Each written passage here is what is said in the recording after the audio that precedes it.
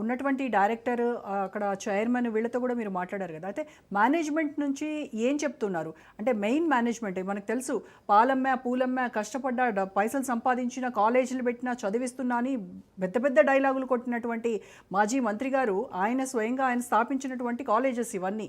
So ఇప్పటివరకు స్పందించాలి కదా మరి.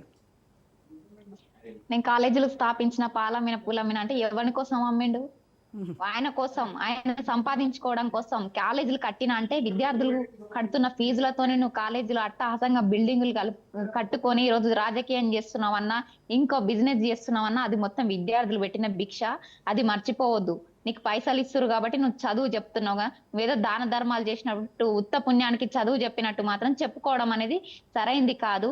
గొప్ప మీడియా ముందుకొచ్చి ప్రతిసారి అట్టహాసంగా మాట్లాడుతుంటారు కదా. మరి ఇలా 300 మంది విద్యార్థిని ఇలాడికి వచ్చి రోడ్డు మీద ధర్నాలు చేస్తుంటే ఎందుకు మాట్లాడట్లేరు? ఒక్కరన్నా కనీసం వీళ్ళు మాట్లాడరు.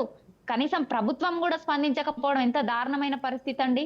ఇంకొకటండి, ఇక్కడ అమ్మాయిలకు అన్యాయం జరిగింది ఏదో పబ్బుకు పోతేనో, ఏదో మాల్కి వెళ్తేనో, ఇంకెక్కడో పార్కులలో ఎక్కడో వీడియోస్ రికార్డ్ చేసి మాకు అన్యాయం జరిగిందని రోడ్డు మీదకి రాలేదు. స్వయంగా క్యాంపస్ లోనే తరగతి 4 గోడల మధ్యలో వాళ్ళకి అన్యాయం జరిగితే మీరు ప్రభుత్వాలు ఉన్నది ఎందుకోసం? ఎవరికి చెప్పుకోవాలి? మీరు అధికారంలోకి రాకముందేమో విద్యార్థుల గురించి బోలెడు హామీలు ఇస్తారు. మీ హామీలు నెరవేర్చడం ఎట్లా చేత కాదు.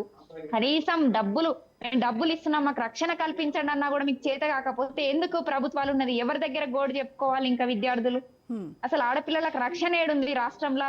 సో విద్యా సంస్థలలోనే ఈ విధంగా ఉంటే బయట పరిస్థితి ఏంది? బయట సమాజం పరిస్థితి ఏంది? జరిగినవి విన్నవితే ఇంకా జరగకుండా లోపల ఉన్నటువంటి సంఘటనలు ఎన్నో ఉన్నాయి.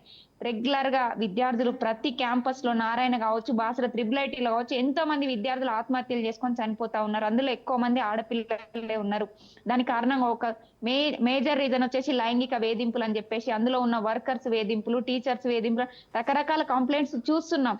అయినప్పటికీ కూడా సరైన విచారణ చేపట్టకపోవడం వల్లనే ఇదంతా జరుగుతుంది.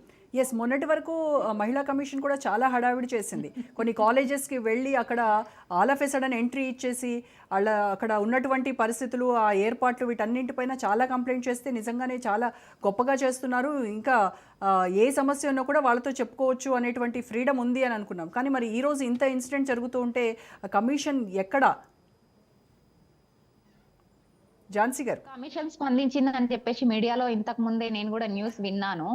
గతంలో చూసుకుంటే కొన్ని నెలల క్రితం